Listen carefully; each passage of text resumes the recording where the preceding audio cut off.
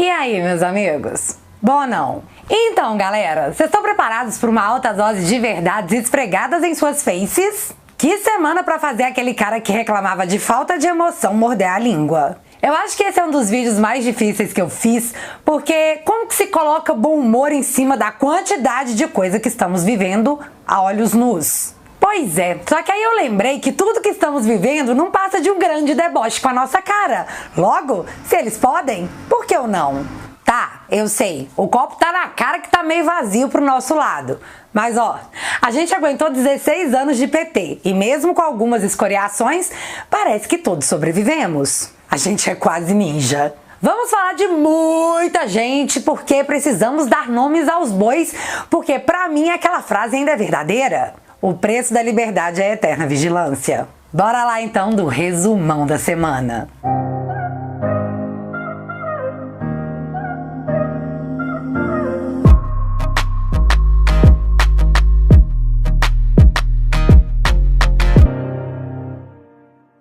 Galera, chegou na minha livraria o queridinho da vida de todo mundo. Ha! A Revolução dos Bichos. E nesse pequeno livro é abordado de uma forma, sei lá, uma espécie de sátira.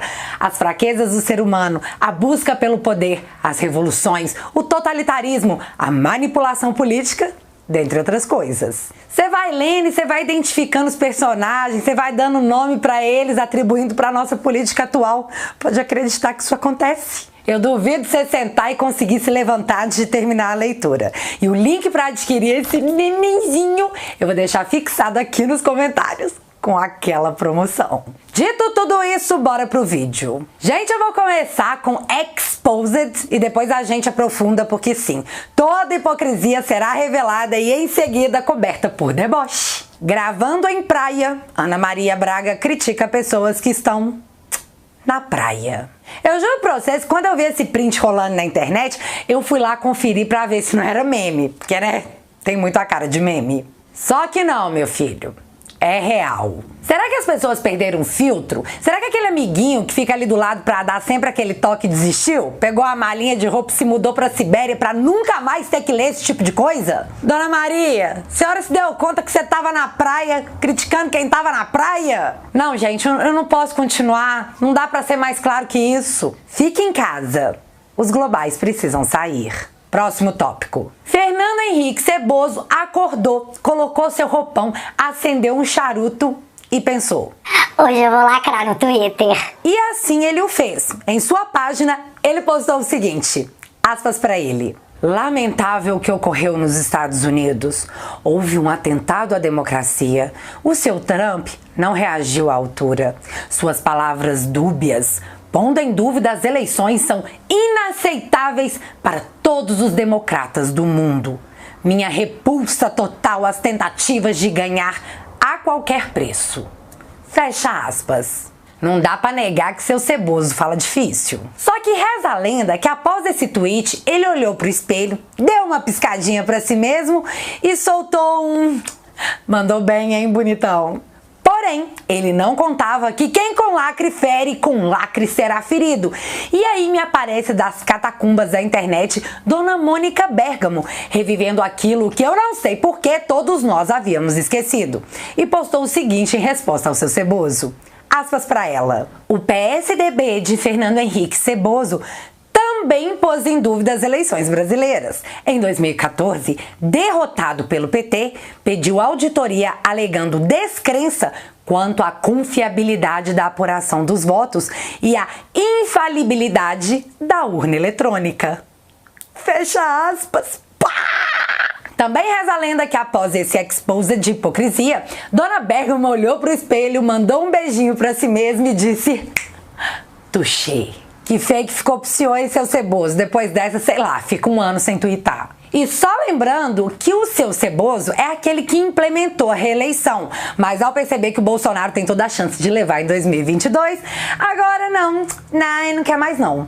Pois é. Mas vamos falar disso novamente mais pra frente, porque agora eu preciso falar de umas coisas mega sérias que rolaram essa semana. Vou dar continuidade a esse vídeo falando do meu prefeito, seu Faliu, eleito em primeiro turno porque eu sei lá por quê. Acho que rolou uma mistura de amor ao futebol na hora da votação, já que o prefeito era um polêmico presidente de um time aqui da capital. O que, na verdade, pra mim faz todo sentido. Política se tornou algo muito próximo de clubismo. Não interessa mais o que o seu político do coração faça. Não tem lógica, é torcida. E claramente nessa situação temos dois times em campo. Mas vamos lá. Eu acho que você já tá sabendo, mas seu Falil mandou avisar geral que Belo Horizonte será fechada a partir de segunda-feira. O motivo? Os leitos do SUS estão com quase 90% de sua ocupação. Ouvindo isso, você até pensa que o mundo tá acabando em BH para poder fechar a cidade. Voltamos aos mesmos números do início do ano que tanto deixaram as pessoas apavoradas? Eu sei, é assustador. Mas assustar pode fazer parte do plano, já que eles não te contam exatamente o que tá rolando. Porém, titia que é vida louca, fi. Eu vou cometer a audácia de expor a verdade pra vocês. Segundo dados da própria Secretaria Municipal de Saúde aqui de Belo Horizonte, no dia 1º de agosto de 2020, nós tínhamos 424 leitos disponíveis no SUS para o pessoal que comeu o flango frito. Já em 12 de setembro, esse número caiu para 374, depois 370, 337, 312, 296 e agora chegamos a 247. São 177 leitos a menos em 4 meses e meio. Se esse número de leitos tivesse sido mantido, hoje na capital teríamos uma ocupação de 51%, o que nos manteria na fase verde e poderíamos continuar trabalhando normalmente, porque não é todo mundo que é político e pode se dar ao privilégio de permanecer em casa. Né, Falil? Então eu quis ser justa. Eu liguei para a Secretaria de Comunicação da Secretaria de Saúde e eles me disseram que o motivo desses leitos terem sido fechados eram muitos, mas por telefone ele não me falou nenhum. Me disseram que uma nota oficial com todos os porquês seria divulgada. Porém, no artigo publicado hoje, no meio de um tanto de outras coisas, 3 fatores foram apontados. O primeiro é que esses leitos teriam voltado ao seu ponto original de uso, ou seja, destinados a outra coisa que não fosse flango frito. O segundo foi a demanda da rede suplementar, o que faz com que a prefeitura tenha que remanejar os leitos do SUS. E o terceiro ponto seria que durante todo 2020 os médicos trabalharam muito e muitos agora estão de férias, descansando, e que não existe maiores possibilidades de contratação humana. Não tem leito, não tem médico. Ah, Bárbara, então ele foi pego de surpresa com essa demanda alta. Não deu tempo dele se organizar. É mesmo? Então por que em 22 de janeiro a mídia daqui já divulgava que BH estava se preparando para um possível aumento das internações? Pois é, né? Falaram que ele já estava se preparando. E olha que quando essa notícia saiu, nós tínhamos 256 leitos disponíveis. Mais do que a gente tem agora. Aí eu te pergunto, foi assim que a prefeitura se preparou? Diminuindo leitos? Não investindo em contratações?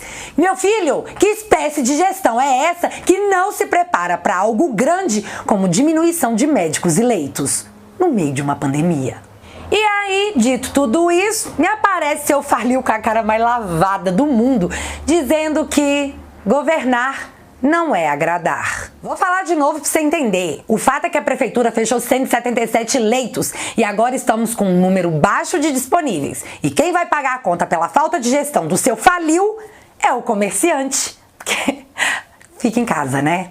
E agora a gente ainda tem que lidar com essa. Se a incompetência dele te incomoda, problema seu, ele não tá lá pra te agradar. Pois é, eu sei bem aí achando que político trabalhava pra você, bobinho. A questão agora é, o que a gente vai fazer? Você, eu não sei. Mas segunda-feira nós vamos pra porta da prefeitura às 10 horas, saber por que o comércio vai pagar pela falta de competência do prefeito. E sabe por que eu vou? E você também deveria ir? Porque é seu direito ter todas as perguntas respondidas. Por mais que eles te digam que não, não é. Agora só um revival interessante pra gente poder colorir o desenho. No dia 29 de dezembro, seu Calil se encontrou com Rodrigo Nhonho Botafogo Maia, o primeiro de seu nome, na casa de Carmen Lúcia, em Belo Horizonte, para construir uma ponte em nós para uma possível eleição de Rodrigo Pacheco à presidência do Senado. E a gente já vai detalhar isso mais pra frente. Calil se encontrou com Rodrigo Maia dia 2 de dezembro. No dia 6, Calil avisa que Belo Horizonte está em lockdown. E se você voltar só um pouquinho na entrevista do Falil lá no Roda Viva, 2 pontos importantes devem muito ser ressaltados. O primeiro Abre aspas. Eu acho que o presidente Bolsonaro errou muito na pandemia. Ele derramou dinheiro. E negar a pandemia era verbalizar, foi de graça, não custou nada. Então, o mais difícil de fazer, ele fez. Não economizou na pandemia. Fecha aspas. Então, seu Falio, vem cá. Se o presidente derramou dinheiro para geral e não economizou, por que a gente não tem os 177 leitos que poderiam garantir que BH continuasse aberta? Cadê esse dinheiro que foi derramado, segundo as suas próprias palavras? E aí temos o segundo ponto. Vamos de aspas.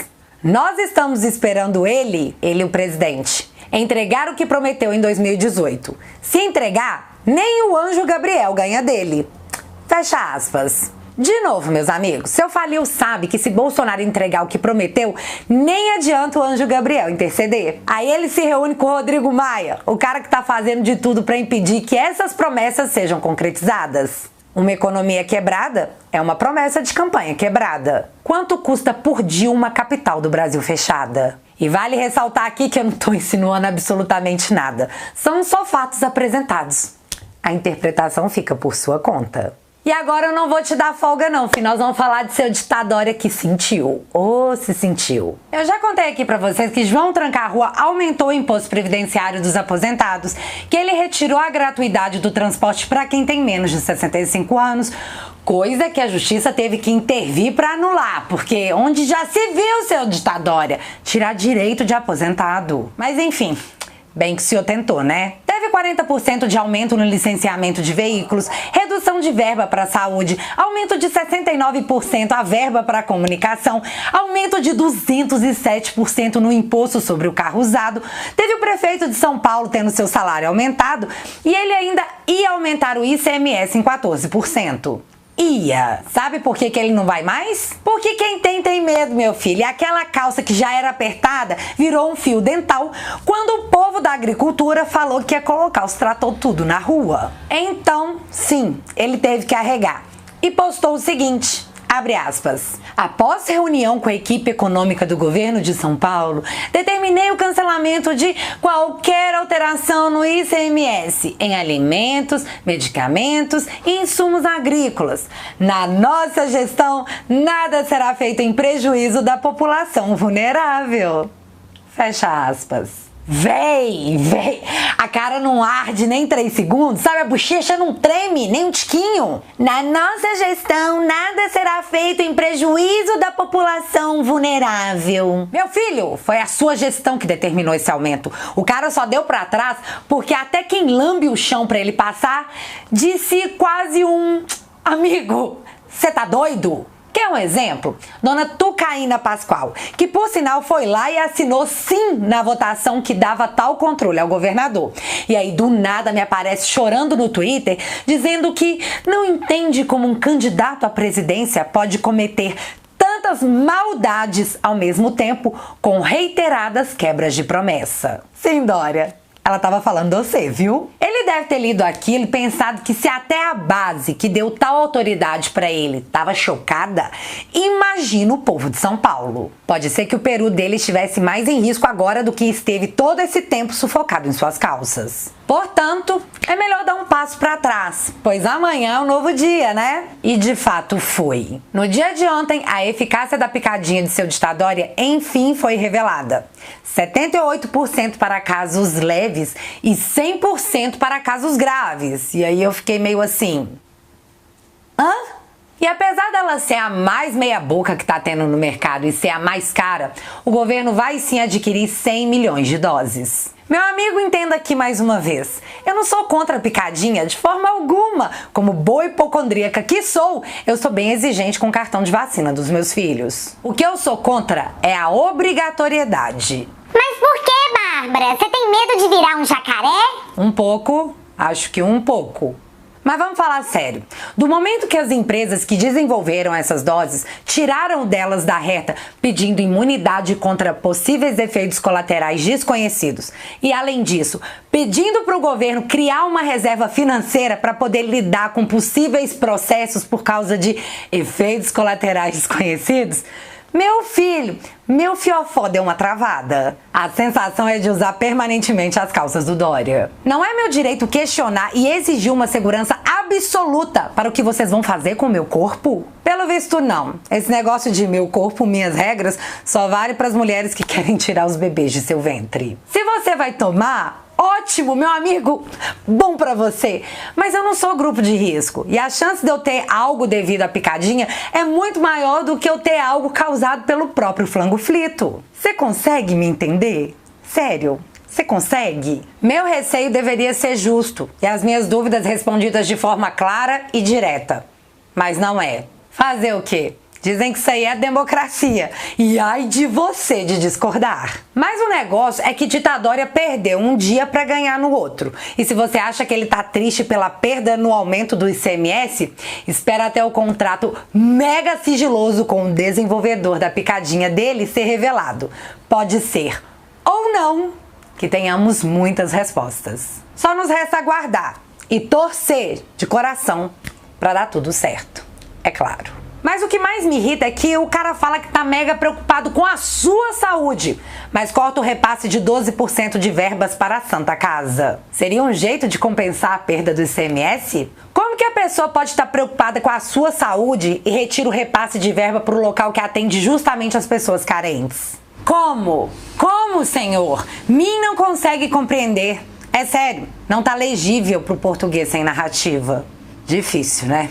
Muito difícil. E já que eu falei em democracia, vamos comentar o que tá pegando lá em terras de Tio Sam? Tio Trump foi lá e questionou a parada das eleições. E eu tenho que falar assim, senão o YouTube vem, ó, na minha cabeça. O cara apresentou um monte de coisas que comprovariam o que ele alegava, porém a grande mídia simplesmente decidiu não ouvi-lo, não publicá-lo, praticamente dizer que ele é um maluco negacionista que não queria deixar o cargo. O negócio é que mais da metade da população gringa acredita que sim, que seu Trump tá certo e que o que ele falava tinha sim fundamento. Como consequência, no dia da certificação, milhares, você não tá entendendo, meu filho, milhares de pessoas saíram de todos os lugares para tentar fazer a sua voz ser ouvida aos 45 minutos do segundo tempo. E aí todo mundo viu o que deu. Eu não vou nem repetir porque eu tenho certeza absoluta que você acompanhou tudo com o coração apertado. O desenrolar dessa história definitivamente não foi o que a gente esperava. Como consequência, o seu Trump foi temporariamente banido do Facebook e do Instagram, além de ter tomado um gancho lá no Twitter.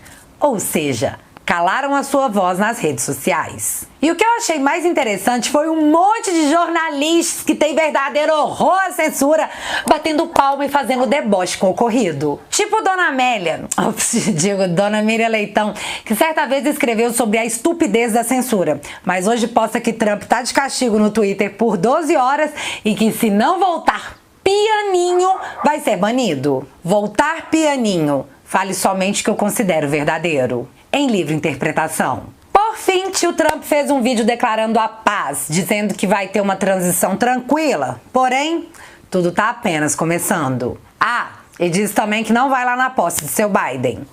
Fim. Não teve xadrez, não teve It's time. Simplesmente acabou. Agora eu não sei se foi só comigo, mas o sentimento de que tudo isso foi um grande spoiler para 2022 aqui em terras de Tupiniquim não me abandona. E já aproveitando o gancho sobre o fato das eleições nos States terem sido questionadas por muitos, caímos diretamente no dia de hoje, onde seu Barroso, o iluminado, emite uma nota criticando o voto impresso.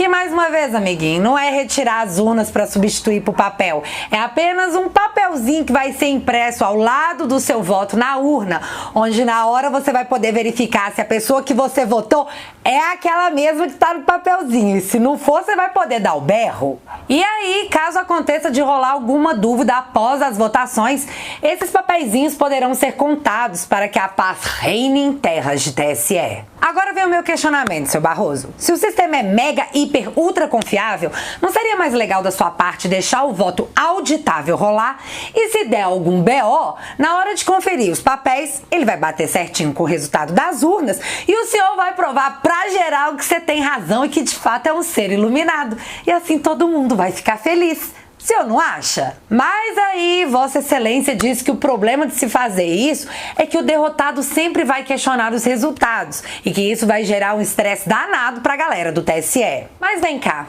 a gente tá falando do processo mais importante da nossa democracia, a escolha de um candidato pelo voto popular.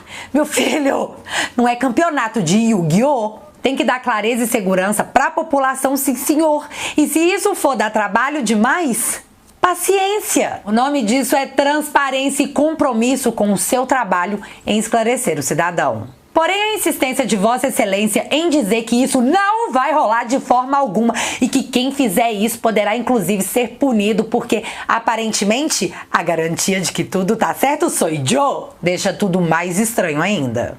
Até porque, seu Barroso, o nosso legislativo, aquele que teoricamente representa o povo na criação de leis, aprovou tal modalidade porque assim o povo quis. No site do Senado, inclusive, em 28/12/2015, já era anunciado que nas eleições de 2018 teríamos tal implementação do voto impresso. Mas aí entrou em cena o nosso querido Supremo e simplesmente derrubou uma lei dizendo que isso seria um retrocesso. Seu iluminado, o senhor viu o que rolou em terras de Tio Sam por desconfiança e falta de transparência? Vamos evitar uma convulsão social? O senhor deveria ser o primeiro a abraçar essa ideia de serenidade ao povo e dar tranquilidade e a comprovação que nós tanto pedimos. É sério que o senhor vai negar isso pro povo? Se sim, a minha única pergunta é: por quê? Ainda falando em STF e o exemplo que ministros deveriam dar a respeito das nossas leis, no dia 29 de dezembro de 2020, a senhora Carmen Lúcia foi anfitriã de um encontro entre Rodrigo Maia e o seu Calil. O que eles foram fazer lá? Os antas nos contam. O acordo para que PSD apoie Rodrigo Pacheco, do DEM, à presidência do Senado, ocorreu num almoço na casa de Carmen Lúcia, em Belo Horizonte. Participaram da conversa Rodrigo Maia e Alexandre Calil, que deve receber apoio do DEM ao governo de Minas, ai meu Deus, em 2022. Que medo. A pergunta que fica é: por que uma ministra do STF estaria reunida em sua casa em uma articulação para a eleição de um possível presidente do Senado, que, por sinal, é o único que tem o poder de abrir o processo de impeachment contra o ministro do STF? E mais, por que além dessas articulações estariam sendo criadas alianças para apoiar um governador de um estado na casa de uma ministra do STF? Se isso não te deixa chocado, deixa eu te contar. A lei proíbe tal envolvimento e deixa claro que esse comportamento vindo de um ministro do Supremo é motivo de impeachment. Tem até um artigo só para deixar isso em português muito claro, naquele livrinho meio esquecido, como é que é? A Constituição, que diz o seguinte: Lei número 1079/50, artigo 39. São crimes de responsabilidade dos ministros do STF. Número 3. Exercer atividade político-partidária. Tá na lei. Não tem aspas, não tem asterisco. Mas é que negócio, né, meu filho? Aparentemente, a lei não vale pra todo mundo. Supera. E já falando em eleições dos presidentes das casas legislativas, a maioria dos deputados do PSL decidiu fazer valer a vontade daqueles que confiaram a eles o seu voto e montaram então uma lista dizendo que não irão votar de jeito nenhum em Baleia Rossi e que sim, vão apoiar o seu Lira, que no atual cenário é o pior dos mundos. Você sabe quem ficou de fora dessa lista e tá hiper fechado com PT, PSOL e PCdoB? Miss Pig. Pois é, meu filho, aquela deputada que um dia já foi pop e que alcançou esse status dizendo que ia derrubar o PT. Pois é, meu filho, ela tá lá votando com eles porque o importante não é o que você acha importante, são os conchavos políticos de cada dia. Mas foi ótimo isso acontecer porque deixou muito claro que quem mudou não foi a gente. Né, Miss Pig? Junto com Dona Choice também temos a Dona Daiane Pimentel, o delegado Valdir, o seu Bozella e o que mais me deixou assustada e decepcionada, o seu Felipe Francischini. Menino, você me enganou com força, viu? Mas fica tranquilo, em 2022 a gente vai trazer tudo isso à tona novamente, porque o mundo não gira, ele capota. Fica o aviso. E no meio disso me aparece seu Bivar, o dono da lojinha chamada PSL, que fez uma notinha dando maior piti, dizendo que o PSL vai apoiar sim o time do PT. Porém, seu Bivar, o que você vai fazer a respeito? O voto é livre, não tem como o senhor controlar isso. E o que te resta é ter dignidade de expulsar esses deputados para que eles possam ficar livres e entrar em outras legendas. Mas talvez o senhor não faça isso, porque perder um deputado significa perder verba de fundo partidário. E eu imagino que o senhor não vai querer dar esse desfalque na sua lojinha, né? Pois é. E pra finalizar esse vídeo, alguém aí perdeu o ministro Pazuello totalmente redpilado, jogando verdades na cara da imprensa? Se você não viu, deixa eu lavar sua alma. Mas nós passamos aí, do dia 29 de dezembro para cá, sendo chamados de fracassados. E é fundamental que os meios de comunicação, a nossa mídia, os senhores e senhoras, comuniquem o fato. Me mostrem quando foi que um brasileiro ou a população brasileira delegou aos redatores ou a qualquer um dos senhores a interpretação dos fatos. Me mostrem. Eu não fiz. Nós não queremos a interpretação dos fatos dos senhores. Nós não queremos tendência ideológica ou de bandeira. Eu quero assistir a televisão e ver a notícia do fato que aconteceu. Deixem a interpretação para o povo brasileiro. Deixem a interpretação para cada um de nós. Os senhores não têm essa delegação. Adoro, adoro, por favor, faça de novo. Mas o negócio é que a mídia não vai deixar esse tipo de exposer passar de graça. E hoje já temos o jornalista do O Globo praticamente pedindo para que as redes calem o presidente Bolsonaro. É aquela máxima, né, amiguinho? Se você não pode refutar o argumento, se você não consegue convencer as pessoas sobre o seu ponto de vista, então que se cale os opositores. E olha, isso é porque 2021 mal começou. Você tá preparado? Espero que sim. E é isso tudo, meu povo. Eu espero que eu tenha conseguido trazer para vocês os principais pontos dessa semana insana. Algo ficou de fora? Bora repercutir! Me conta aqui nos comentários que eu quero saber. Se você ainda não é inscrito aqui no meu canal, meu amigo, se inscreve e deixa seu like, porque você já sabe, acontecendo alguma coisa de relevante ou irrelevante, a gente volta. Beijos, galera. Fui!